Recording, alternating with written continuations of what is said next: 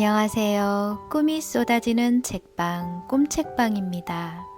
박재명 작가님의 팔순의 한글 공부를 시작했습니다. 낭독이 6번째 만나는 날입니다.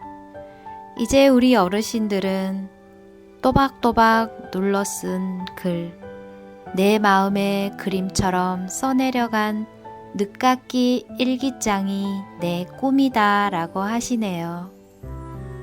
나도 이제 시인이다 라고 자랑하며 습작 노트를 들고 다니시며 시를 줄줄 쓰시는 시인 어르신들이 감동입니다. 이제 일기도 쓰고 편지도 쓰고 시도 쓰시는 팔순의 어르신들께 존경과 응원의 박수를 보냅니다. 내 평생 지금이 제일 행복하다라고 말하시는 어르신들이 충분히 이해됩니다. 그 이야기 속으로 들어가 보실까요? 3장 편지 쓰는 기 꿈이라오. 나무 이름을 적어 오세요. 이제 글을 쓴다. 박남기. 까막 눈으로 서러운 인생을 살았다.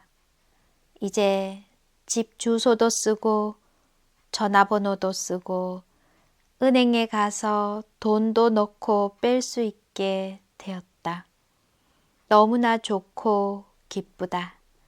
선생님, 마지막 가는 날까지 저희들 지켜주세요. 이제 글자를 보고 다니세요. 나의 제자들은 평생을 비문해자로 살아왔기 때문에 글자에 대한 의식이 없다. 문자에 대한 무감각증이랄까. 소리에는 민감한데 시각에 둔하다. 문자로 기록된 것에 관심이 전혀 없어서 그야말로 문자의 주변인으로 산다. 이것이 습관이 되어서 글을 배워도 안내나 공고문 혹은 광고문에 대한 관심도가 낮다. 오늘날은 문의 세상이다. 말보다 글이 많이 쓰이고 더 힘이 센 세상이다. 그러다 보니 어르신들은 자신도 모르게 불이익을 당하고 소외되는 경우가 허다하다. 나는 늘 문자에 대한 관심과 예민함을 가지기를 지속적으로 지도하고 일깨워 드린다. 제발 글자 좀 보고 다니세요. 복지관 안내판에 아무리 큰 글씨로 써놓아도 무시하고 지나다니신다. 눈에 들어오지 않는 것 같다. 일부러 그러시는 것도 아닐 텐데 주의를 드려도 무시하기 일수다. 먼저 문자에 대한 관심과 자연에 대한 애정을 갖게 되기를 바라면서 아파트 화단에 있는 나무 이름 적어 오기를 가제로 낸다. 봄이면 꽃잎을 따서, 가을이면 단풍잎을 주워서 공책에 붙이고 이름을 적어 오라고 한다. 그러면 어쩔 수 없이 팻말에 적힌 글자를 볼 테니까. 칠판에 걸어놓고 발표를 하는데 다들 멋지고 거창하게 해오신다. 스케치북이나 달력을 이용해서 큼지막하게 써오기도 한다. 이 과제는 효과가 있다. 꽃 이름을 많이 알게 되고 나무 이름도 익힌다. 놀라운 것은 꽃이 보인다는 것이다. 계절이 바뀌어 새꽃이 피면 꽃잎을 따온다. 향기가 좋다고 서로 맡아본다. 감성이 살아난다. 무엇보다 글자에 눈이 간다. 세상에는 남에게 묻지 않아도 문제를 해결하는 방법이 있다는 것을 깨닫는다. 글을 보고도 믿지 못하고 꼭 남에게 물어봐야 마음을 놓는 습관을 고치게 된다. 병원 간판 적어오기, 상점 이름 적기, 상품 이름 적기, 아파트 이름 적기, 주변에 걸려있는 현수막 내용 적기, 지하철 내 공익 광고문 읽기 등 글자를 인식하고 문자와 가까워지고 친해지는 훈련을 한다. 삶의 경험에 기초한 문해 교육이 자신감 회복의 첫걸음이므로 일상생활에서 글 쓰는 훈련을 많이 한다. 은행 이용해 보기가 한 예다. 은행에 가서 입출금 전표를 한 묶음 얻어와서는 직접 수업 시간에 써본다. 계좌번호 쓰기, 한글로 금액 쓰기, 도장 찍기 등등, 그리고 바로 은행에 가서 실제 체험을 해보게 한다. 그러면 정말 기뻐하신다. 직접 자신이 해보니 신기한 것이다. 들어갈 때 조심조심 열었던 은행 문을 나올 때는 힘껏 쾅 닫고 나온다. 너무 기뻐서, 자신에 차서. 결혼 축의금 봉투 쓰는 법, 세뱃돈 봉투에 문구 쓰는 법 등 실제 생활에 꼭 쓰이는 문자를 함께 공부한다. 봉투에 써온 걸 수정해서 드리기도 한다. 생활문해 교육이야말로 진정 새로 태어나게 하는 것이고 사회에 적응하는 훈련이다. 명절이 지나고 나면 다들 상기된 표정으로 경험담을 전하기에 바쁘다. 봉투에 삐뚤삐뚤 낯선 어르신의 글씨가 보인다. 사랑한다, 딸아.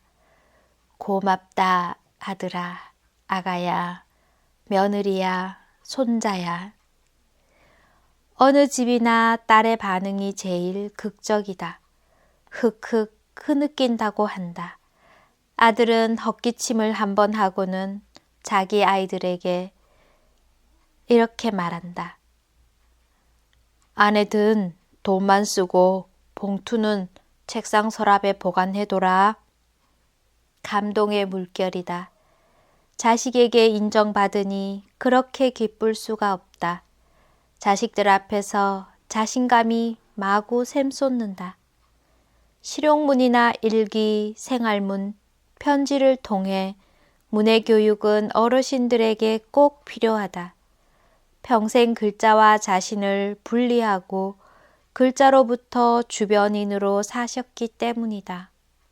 이제 글자와 가까워져야 한다.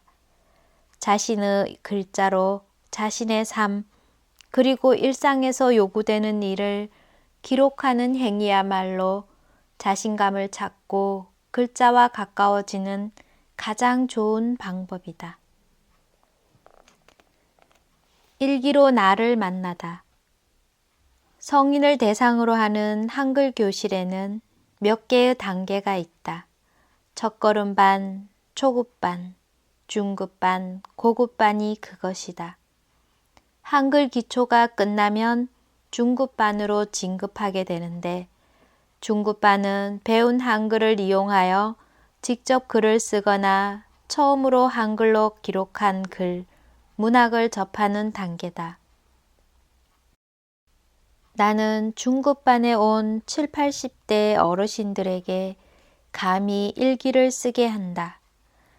7, 8살 아이에게도 인권유린이니 사생활 침해니 하는 이유로 일기 쓰기 지도를 금하고 있는 이 시대의 말이다.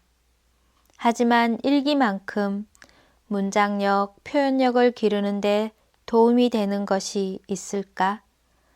노인 학생들은 필요를 느껴야 공부를 하고 또 써봐야 내 것이 되기 때문에 반드시 일기를 써야 한다.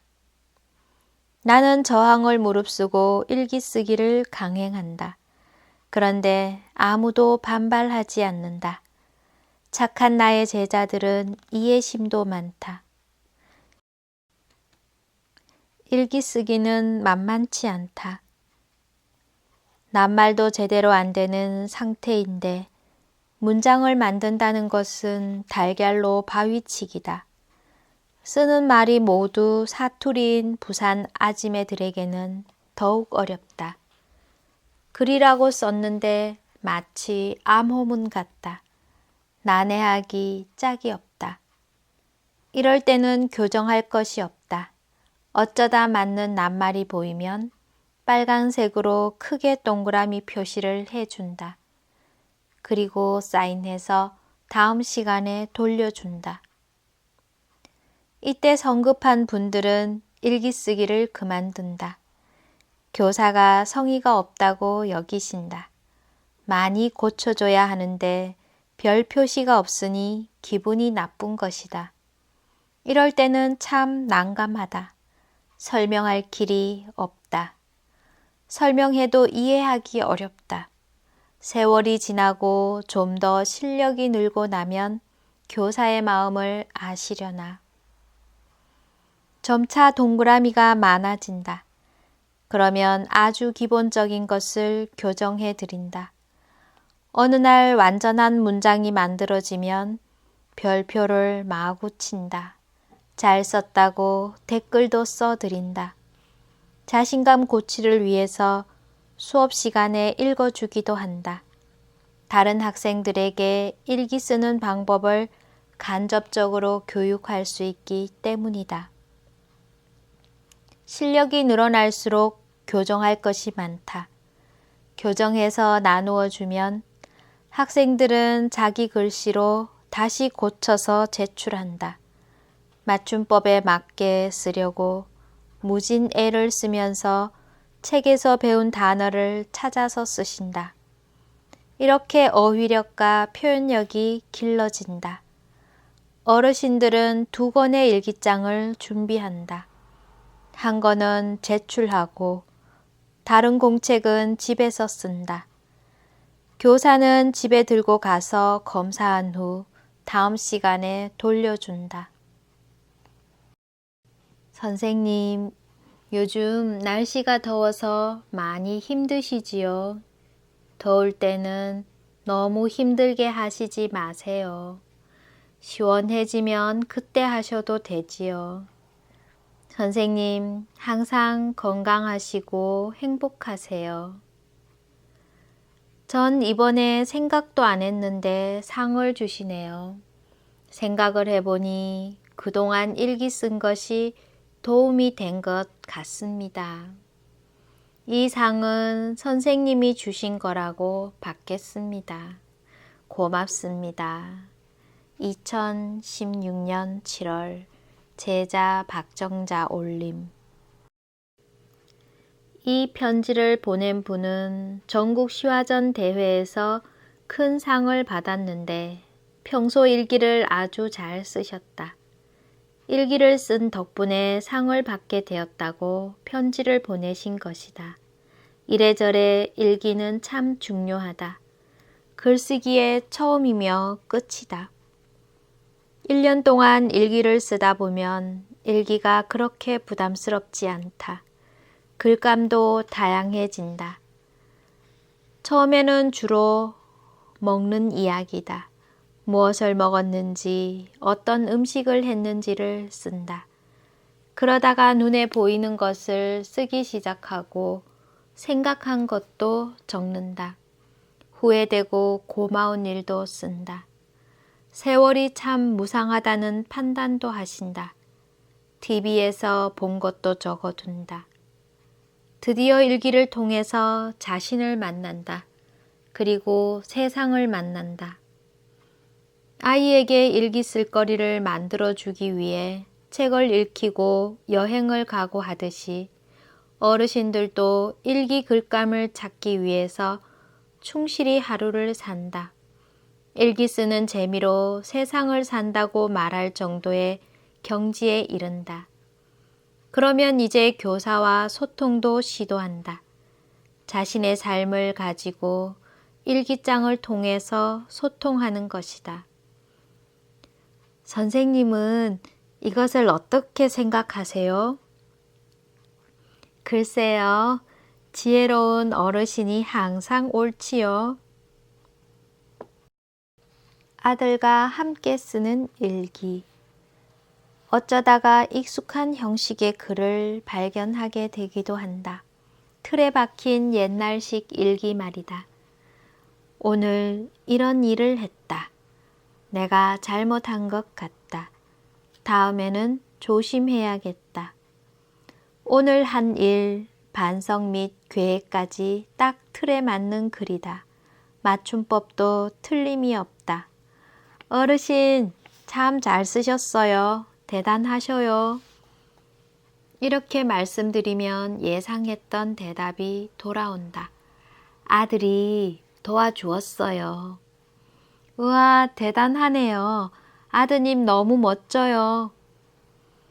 저녁마다 아들이 엄마, 일기 씁시다 라고 한단다.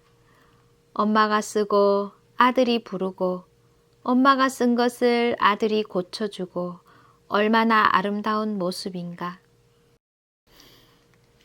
유복자 막내, 남편을 잃고 혼자 고생하면서 기른 아들과 오순도순 저녁마다 일기를 함께 쓴다. 아들과 함께 일기 쓰는 그 시간이 정말 행복하다. 간혹 과거에 힘들었던 이야기를 하면 아들이 엄마를 위로해 준다. 선생님, 우리 아들 진짜 효자입니다. 이렇게 자랑도 하신다. 이런 아들 때문에 그래도 자기 인생은 조금은 덜 억울하다고. 일기 쓰기가 가져다 준 생각지도 못했던 효과다. 언제든 어떻게 하든 시도만 하면 그곳에 치유와 기적과 역사가 일어난다. 이런 과정을 거쳐 탄생하는 개개인의 일기장은 정말이지 소중하다. 자기 땀이 배어 있고 가족의 사랑이 담겨 있으며 소통과 성장의 흔적이 들어있다. 이 일기장이 어르신들에게는 최고의 보물이 된다. 자녀들에게 남겨줄 소중한 유산이 되는 것이다. 늦가기의 꿈, 박달막. 한 땀 한 땀 정성스레 만든 옷. 손주들이 나비처럼 팔랑이며 입고 다니는 옷이 내 꿈이다. 또박또박 눌러 쓴 글, 내 마음의 그림처럼 써내려간 늦깎이 일기장이 내 꿈이다. 어르신들에게 귀한 것을 선물하게 된 것 같아 참 뿌듯하다. 사랑하는 손주들을 위해 평생 닦은 바느질 솜씨로 정성스레 옷을 만드셨다. 옷도 보물이고 그 옷을 입은 손주들도 보물이다. 사랑스러운 눈길이 느껴진다. 옷도 아이들도 나비처럼 팔랑인다니. 그런데 이제 또 보물이 생겼다. 늙음하게 말이다. 바로 일기장이다. 또박또박 눌러 쓴 일기장. 최선을 다해서 정말 열심히 일기를 쓴다. 처음부터 끝까지 공책을 또박또박 채운다. 할 말이 넘치도록 자꾸 생각이 난다. 선생님과 대화하듯이 쓰신다. 항상 끝에는 선생님도 잘 자세요. 내일 만나는 날이네요. 기다려집니다로 인사하신다. 그 일기장이 내 마음의 그림이란다. 어쩜 이런 표현이 가능할까? 또박또박 눌러 쓴 글을 내 마음의 그림처럼 써내려 갔단다. 마음을 그려놓은 일기장이 자신의 꿈이란다. 이렇게 글쓰기가 좀 자유로워진 최근에는 짧으나마 자서전 쓰기를 하고 있다. 자서전 쓰기는 지난 자신의 삶을 돌아보는 좋은 기회를 제공한다. 자기 삶에 기초한 글쓰기는 쉬우면서도 자신감을 향상시키는 좋은 도구다. 나아가 자신과 타인, 그리고 세상과 연결하는 통로가 된다. 내가 걸어온 길, 김순년. 밀양에서 태어나서 농사 짓고 산다고 학교를 다니지 못했다. 친구가 학교에 가는 모습이 너무 부러웠다.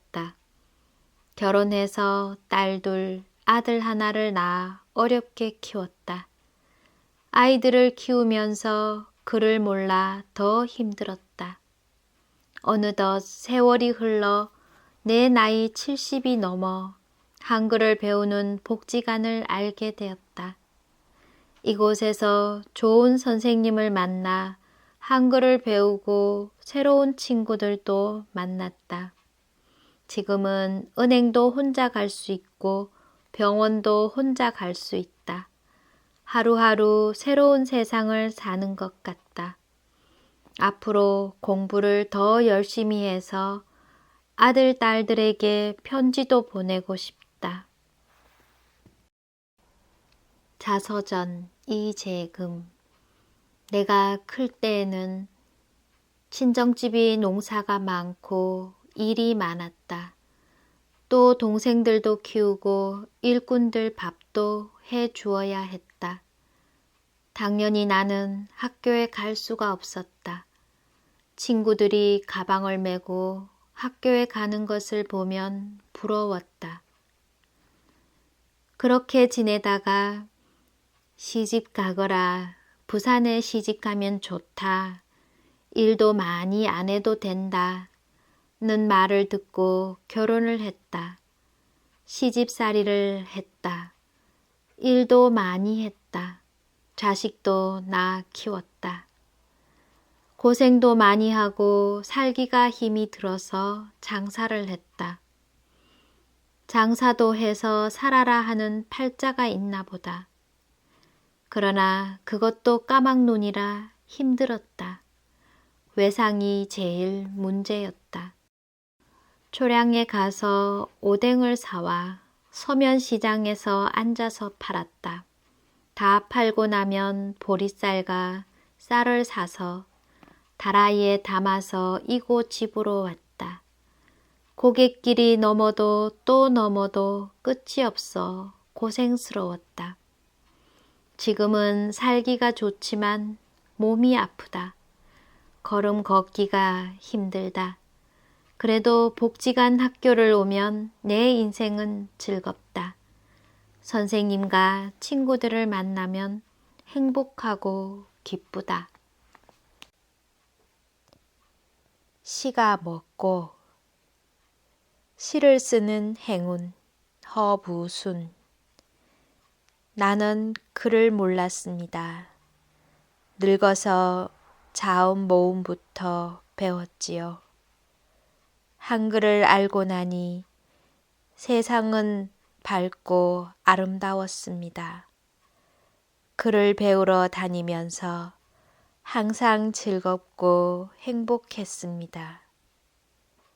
시화전 글을 쓰려고 고민하고 있는데 친구가 나를 보고 자신의 글도 몇 자 적어오라고 했지요.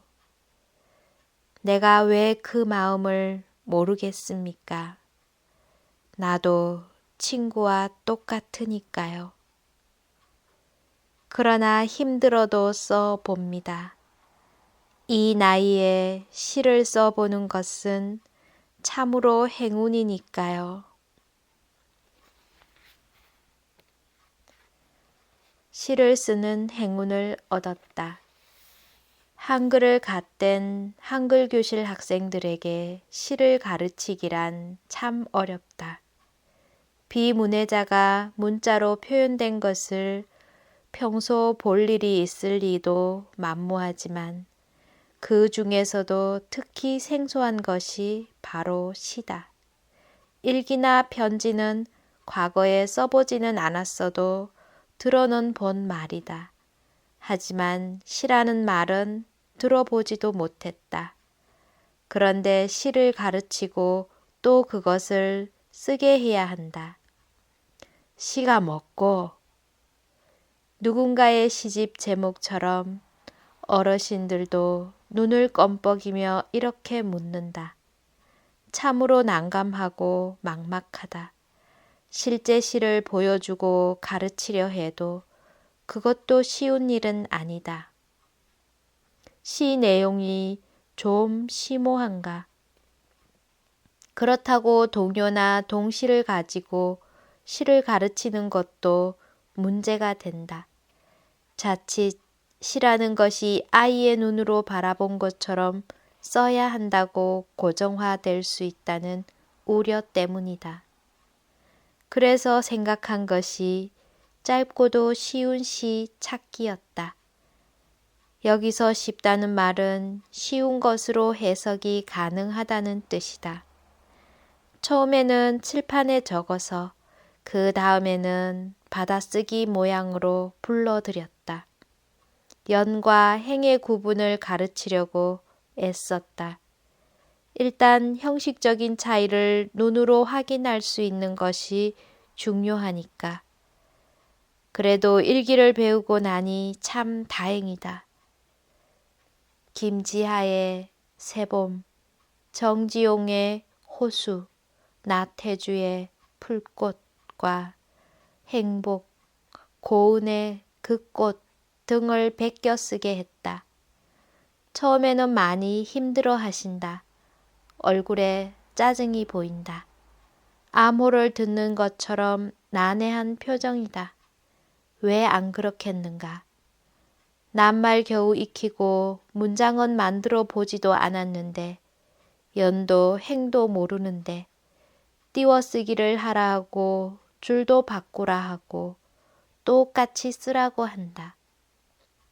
똑같이 쓰는 게 어떤 건지도 잘 모르는데 말이다. 그래도 계속 반복한다. 반복하면서 자꾸 쓰게 한다. 읽고 또 읽는다. 수업 시간마다 계속 한 편만 한다. 그리고 뜻을 해석한다. 그러면 조금씩 알아들으신다.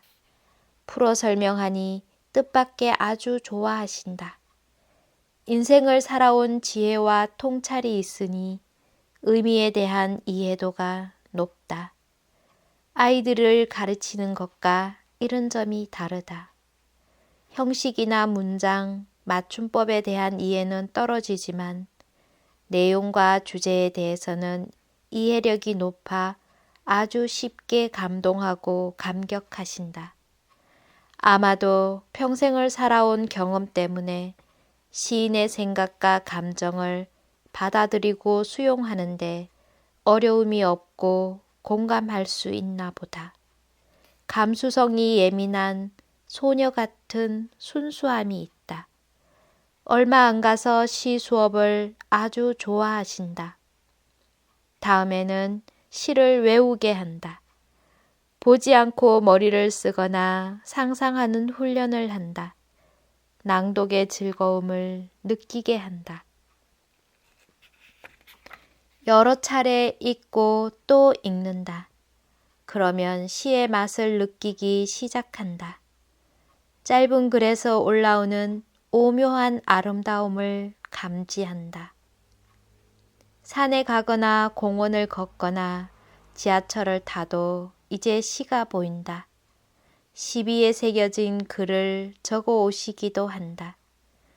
연산동 배산을 오르는 곳에서도 시를 발견한다. 시민공원 비석에 새겨진 시를 읽는다. 아파트 오솔길 시비도 읽을 줄 아신다. 시와 산문이 어떤 점이 다른가를 조금 알게 된 것이다. 이제 시를 써야 한다. 자기 생각과 마음을 직접 글로 그려 넣어야 한다. 읽기보다 쓰기가 훨씬 어렵다. 일반 생활문도 그러한데 하물며 시야 말해 무엇하겠는가. 일단 시라는 것이 특별하지 않다는 것을 설명한다. 생활을 기록하는 일기를 시로 만드는 작업을 보여드린다. 이미 일기를 쓰고 있는지라 알아들으시는 분이 많다. 말 못했다. 허부순. 오후에 일기를 쓰고 있는데 6층 사모님이 왔다. 이런저런 이야기를 많이 했다. 공부한다고 말을 못했다. 크게 죄 지은 일도 아닌데 이 나이에 공부한다고 욕을 할까봐 말 못했다. 어르신들의 일기 한 부분을 찾아 시로 바꾸어 보았다. 일기와 시의 같은 점, 다른 점을 보여주면 좀 더 쉽게 시에 접근해간다. 이 작품은 나중에 전국시화전 대회에 출품하여 부산 시장상을 받았다. 2015년. 이제는 내가 시인. 시 쓰기에 매우 도움되는 것이 있다. 바로 일본인 시바타 도요라는 할머니 시인이 99세에 쓴 시집이다. 장례 비용으로 시집을 내서 아주 인기가 있었고 시집이 100만 부나 팔렸다고 한다. 지금은 돌아가셨지만 시바타 도요의 시를 한 편씩 가르쳐 드린다. 쉽고 무엇보다 내용이 어르신들의 삶과 아주 유사해서 좋은 학습 자료가 된다.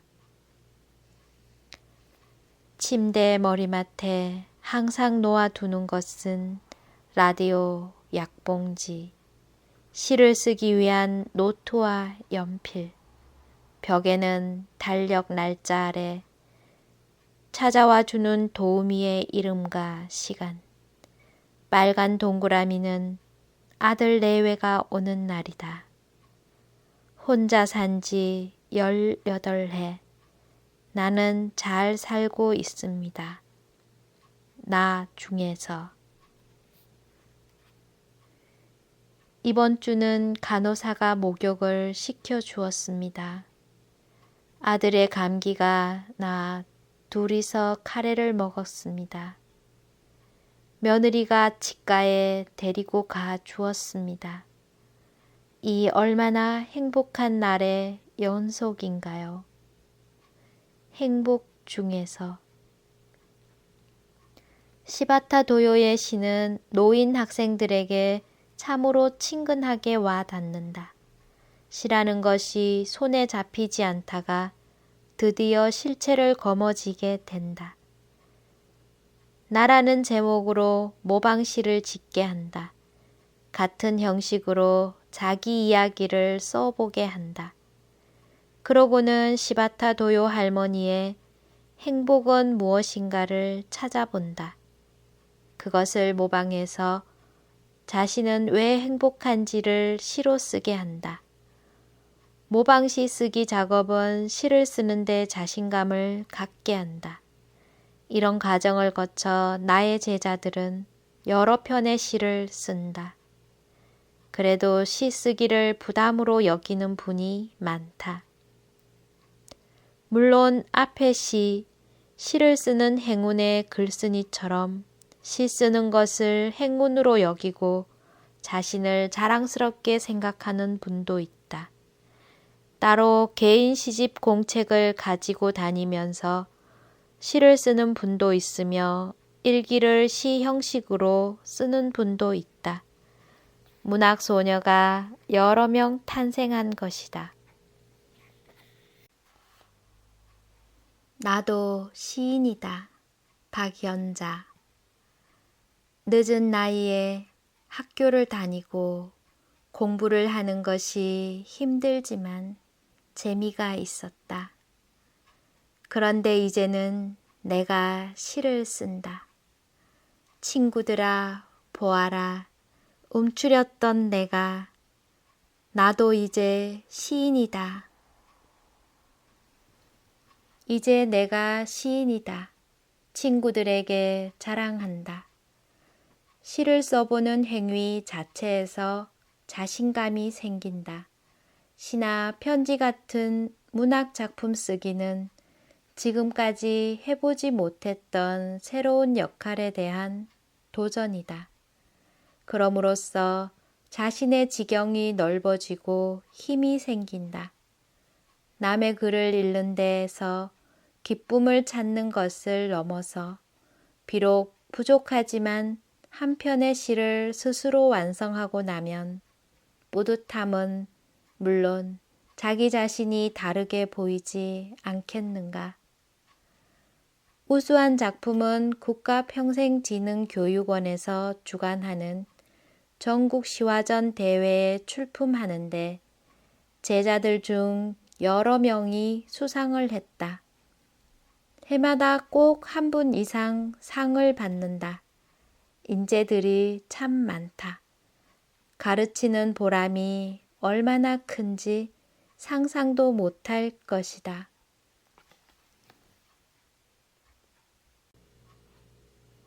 삐뚤삐뚤 주소 한 줄. 세상에서 너무 행복합니다. 김순년. 옛날에 시골 소녀로 태어나서 이제는 내 나이가 벌써 70년 세월이 지났다. 난 놓고 기억자도 모르는 내가 시골 소녀가 많이 변화가 왔다. 세상이 밝아 요즘에는 다녀도 눈이 밝아 보여 너무 기분이 좋아요. 세상에서 너무 행복합니다.